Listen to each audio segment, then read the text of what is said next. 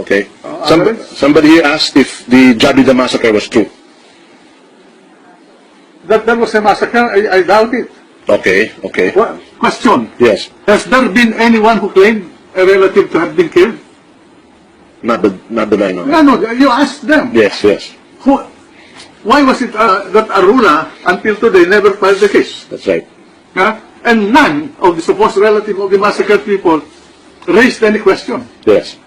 Unlike all of these people who were never really involved, claiming to have been victims of martial law. Yes. Has there been any case filed against the government for that so-called massacre? If you could do it all over again, would you still allow the yellows to commander EDSA 1? I mean, would you give it to them again? If I have the hindsight, yes. I would have jailed all of them. Okay. I would have arrested all of them at that time. Okay. If I had the hindsight. Ako naman, sir, my question, what is the one regret you have? I have no regret. Okay. I have no regret. Okay. Those were done in the service of the country. Right. And because I thought that, in fact, that is one of the points that I'm going to write about. Right. I thought I had the impression that CORY was a very able person. That she was supposed to be schooled, as a major in French language and the classics. yes. But that was one of my greatest disappointment during my first cabinet meeting with her, because I found out that she had a hollow head. Okay. On that note, what can you say naman with Noynoy? I mean, we had six years of him. The same thing. I thought, well, the guy was also, when I met him several times. He was president. I was deferent to him. Yes. But I did not hear any substantial idea from his lips. Sir, why are they angry at you? I don't know. To this day, Because they feel uneasy. they threaten because you know more than anyone else. I think I don't know. Well, maybe they really believe that I'm a dakilang Jeroen. Again, people are coming out with Study. kasi victims raw sila ng martial law. Mga biktima raw sila. Tapos mga kamag-anak raw sila ng mga nawawalang tao na people who just disappeared. So, I remember you saying, why don't they file cases if there really are instances like Against that? those people that they think they made them disappear. Right. It's a nonsense, actually. That's where the trouble lies, sir. People now, you know, the current youth, those who really did not experience martial law, are being told different things about it. Like, we have... Well, if we were harsh during martial law, I can, why don't they ask Sarando Etchanis? He's alive. Yes. He was living behind my office in Campo Ginaldo Yes. with his wife. Yes. After he was arrested. Yes.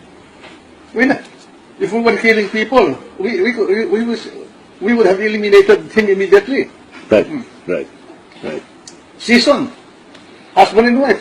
Oh, they were arrested. Yes. They're alive. Yes. All of these people. Yes. Roger Posadas and Temi Rivera of UP. Yes. By the way, I just wrote Malacanang a letter about Dr. Posadas. He's our famous physicist in the country. Yes. That is the martial law that they're talking about. Okay. The martial law that popularized education in the country. Right. The martial law that electrified the country. The martial law that tried to make the country self-sufficient in food. The martial law that gave discipline to the people. Martial law that gave the infrastructure to this country. Martial law that wanted to give us self-sufficiency, but they impeded it.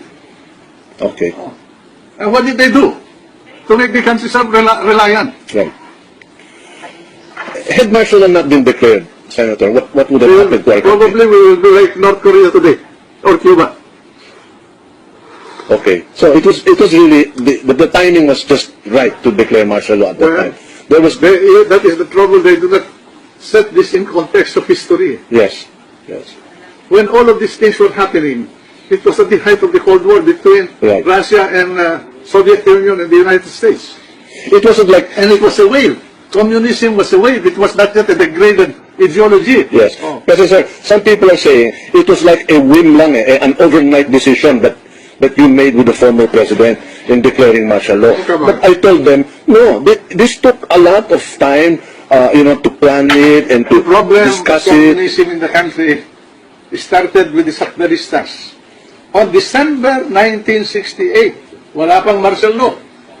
Inorganize ni Sison, Drama season, yes. Joma Sison, ang komunista and the NPA. For what? For a picnic? They were going to rebel against the government. That's Well, an ideological group. Yes. Huh? This was in 1968. 68, Yes. December. Yes. They were, Wala pang martial law. so, okay. And they became, they grew rapidly. 1969, 1970, Yes. 1971. They already threw a grenade. Okay. Oh. So they were already in place. That is the period. That is the That's the sequence. The sequence. the rise of Right. the tide of communism. It was the fighting. It was in Vietnam, in different parts of in Africa, in different parts of the world. Yes. Oh, in Indonesia. Yeah. Oh, Okay. So the timing that was, was a wave. That was what moving in, not only in the Philippines but in the world. Yes. It just happened that they made a bet on the wrong horse. uh-huh. They lost. Okay. Because they betted on the Soviet Union. Later on, even China, they thought that China would persist. China became a socialist government, but economic in orientation, free market in orientation. Right. Well, you are for the burial of the late president. I did not hear you say that he should not be buried at the libingan ng mga bayani. In fact, I heard you say that given that all his medals, because some say they're fake, they're not real. But you say it only takes one medal to Which one are fake? There were so many medals. right. Not all those medals are fake. Okay. And who said that they were fake? Were they in the battlefield? No. Were they in the war? No. No, because they also question. Who were the ones who were saying that the medals were fake? Were they in the war during the Japanese time? Well, you So they were referring to the statement of who is that colonel who became a congressman. Yes. What do you call? Is it Gallego? Gallego. Bonnie Gallego. Yes, Oh. yes. I do not know whether Bonnie Gallego was in the war. Right. No, because a lot of people are also questioning the late president's participation as a soldier, if he really fought, if he really was a soldier, or My God, he was in you see, these are the things that the youth do not he was know. in the intelligence service. Right, These are the people behind the lines. right. You see, these are the things that the youth are being told, that Marcos crowned himself, he bemedaled himself, he I wish these people were alive during the Japanese occupation to see the muzzle of the barrel of Japanese guns. You yourself suffered under the Japanese. You were incarcerated in a. I don't talk about it, but I can read my book. It's in the book. It's in the book. It's in the book. Well, another question, sir. What made you really break away from the former president? There is something. My life was going to be taken by them, by this group, Not by the not the president. president himself. Okay. It became a collateral damage. Right. In effect, people say that the president himself saved your life because he did not give in to former AFP chief staff Fabian Ver's. Well, He wanted to. well, maybe, but That's history I already. also give me some semblance of ability to analyze situations. That's right. You do not go into that kind of life and death event Right. without studying very well, and it took me a long time to study the whole thing. Right. From late 62 Right. until 86. Right. How many years is that? And these people who are talking, are they planning at all? Right. They know how to plan. Right. People are happy because they now see a working president, a hands-on president. But of course, he has been. Hands-on, in the sense that he is he makes decisions. Right.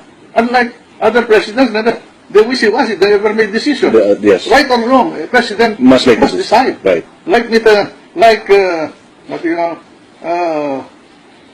Pierre Mendez said, Mendez France, Yes.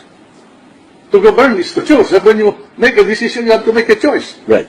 among several options and several alternatives. Right. Oh. You cannot be a You cannot adapt a win-win solution. That's silly. There's no such thing. There are always two sides to a coin, Right. or to any issue for that matter. Okay. Otherwise, it will become a non-issue. That's right.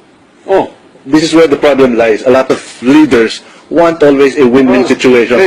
They use semantics in order to hide their inutilities. Okay.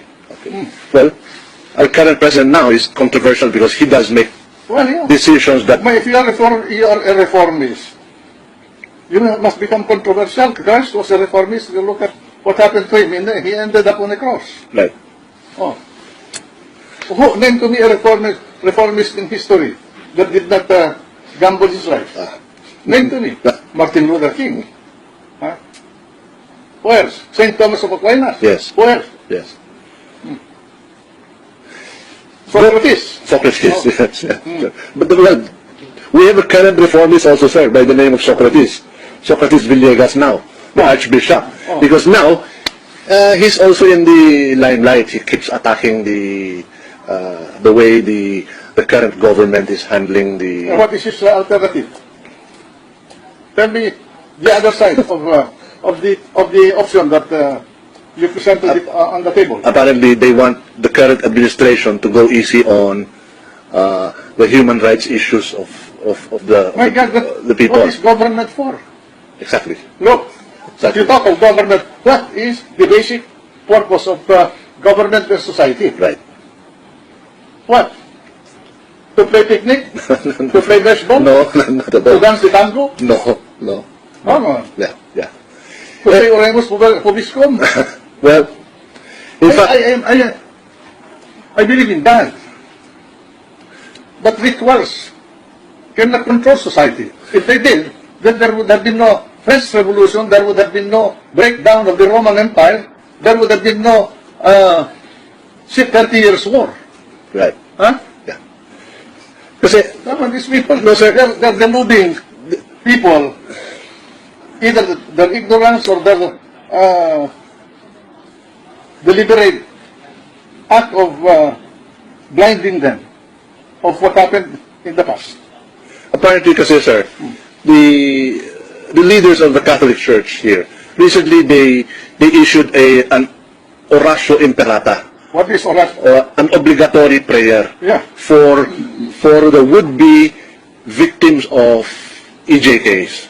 So, parang they're protecting the criminal elements. It turns out to be that way.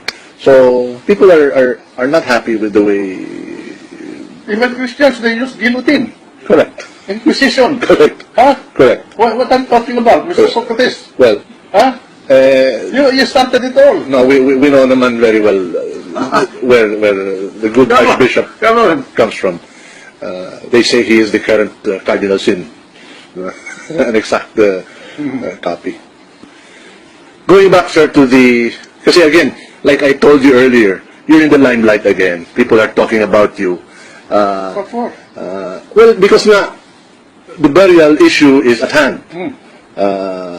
Ako, tahimik lang ako dito sa bahay. Kasi pag-uusapan. You know nga, sir. Kasi nga, sir, they cannot remove your association with the former president. And How can they erase history? exactly, in your book, These people are crazy. They were never there. They never participated. They were meaningless people. well, now that you mentioned it, the noisiest ones now really are not the senior type of people. These are the young people, the 20-something, the 30-something-year-old, who have read the wrong accounts of history. So, what would you want to tell them, sir? I will not tell them anything. Live with your stupidity. Well, because we have... If they are not They easy to study the Yeah. society, then they deserve. Kasi They nakikinig, deserve perdition. yeah, they deserve it. Oh. Kasi nakikinig lang sila sa mga salita-salita. Anyway, Senator Enrile, thank you for this few minutes. Any last words you'd like to say? Okay, will you be present during the burial? Will you be there? Will you attend the burial? If I'll be invited, I'll go. Okay. If the Marcos family decide to bury him in Batak, I will go there. you will go there. Yeah. Okay. I've seen the president Yes. Yes. in Batak. Yes. I pass by there every now and then when I go to my province. That's right. That's right, sir. Well, thank you very much, Senator Enrile, for this time, and it's good to see you again.